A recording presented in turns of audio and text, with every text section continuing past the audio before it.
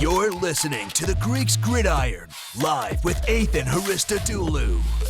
Welcome back, everybody, to another edition of the Greeks Gridiron. I am Ethan Haristodoulou, and today we are diving into the New York Giants, going over a couple of players I would like to see them go after in this year's NFL draft. So, Giants fans, fire away in that comment section down below. Let me know, what do you want to see from the Giants in this year's draft? Do you agree or disagree with some of the selections I'm talking about here? I have two of them for you prepared, and on top of that, what would you like to see? All that, fire away in that comment section. I'd love to hear your thoughts and opinions. But we'll dive right into the thick of things. I'm going to start with round 2 at pick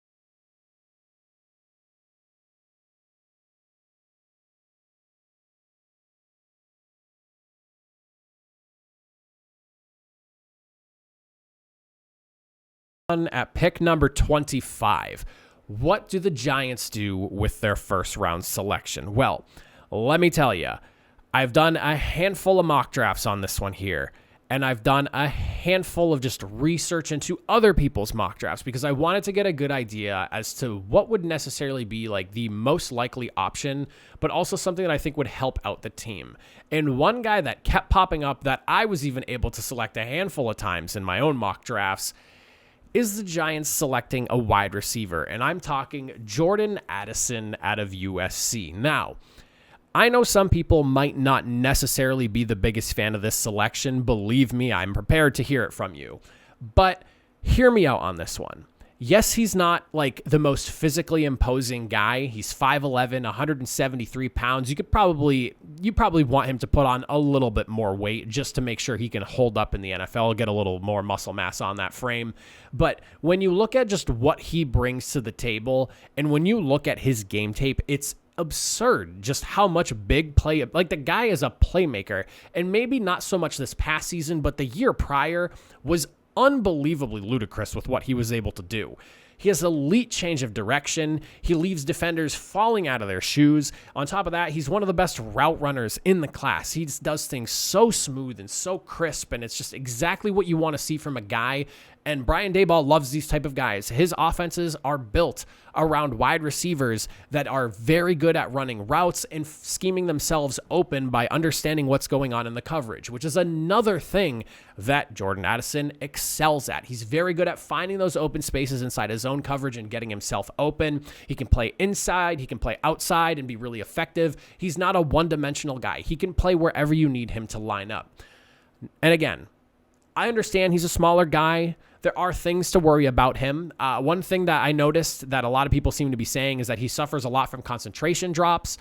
Whether that ends up being something he can correct going to the NFL, I mean, that's just something you kind of have to wait and see. Like, there's evidence of guys going into the league that have never had issues dropping the football, and then they can't seem to stop when they get into the NFL. There are guys that have had issues in the NFL or in the NCAA, and then they get to the NFL, and then the issues are completely gone. And then, or, you know, the complete opposite. Whatever you saw in college translates to what you see in the NFL. You never really know. That's just one of those things that you'll see kind of when you get there, and you just kind of have to hope that it goes in the direction you want it to.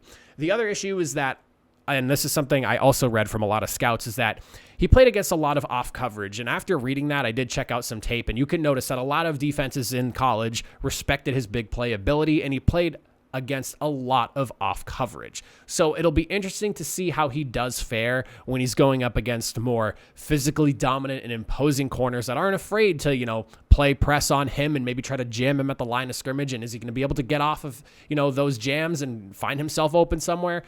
That's going to be another wait and see thing because you don't really know. He again, college has respected his ability so much, and he was still able to do a lot despite that. But they're all things in terms of cons that it's like you just kind of have to wait and see if it ends up being negatives. But I think that the positives outweigh the negatives in this one here. And when I look at just his game and how he operates, I saw a lot of people compare him to Devontae Smith. And I get that because Devontae Smith is kind of like the hot example of a smaller wide receiver that excels. However, for me, somebody that he really reminds me of is very similar to like early days T.Y. Hilton. Really sure-handed, excellent route runner, and again, not the most physically imposing guy. I think T.Y. Hilton is like, 5'10", 180 pounds, something like that. That's just a number off the top of my head, but I think it's in that range. Smaller guy, but he is an absolute playmaker. That is my comparison. And if you're getting a T.Y. Hilton on the Giants, I know that a lot of people maybe didn't realize how good T.Y. Hilton was when he was playing really well and he had Andrew Luck throwing him the football, but he was a sneaky good wide receiver, and I think Brian Daboll would have a field day bringing in a guy like Jordan Addison. So while it might not necessarily be like the sexiest pick, and if I said Jordan Addison and a person or two groaned here, I get it. He's not the big number one bodied guy that you'd want to get if you're drafting a guy in the first round, or yeah, in the first round, and you're thinking like number one wide receiver, yes. But T.Y. Hilton was a guy who excelled at being the number one on the Colts for a long time, but he also did have a really good quarterback throwing to him. And even when he didn't necessarily, he still put up some really good numbers. And I think Jordan Addison can replicate that same kind of success that T.Y. Hilton had. A really good receiver, really good speed, and a guy that's going to surprise a lot of people because of just how good he's already done at route, or how good he already is with his route running and how sure-handed he is as well. Again, I know that he does have the concentration drop issues, but when he's catching balls, typically he's on it. So we'll see.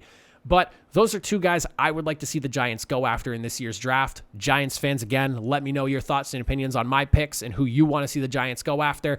And if you made it to the end of this video, I appreciate you for hanging around. I will see you all in another one. Have a good one.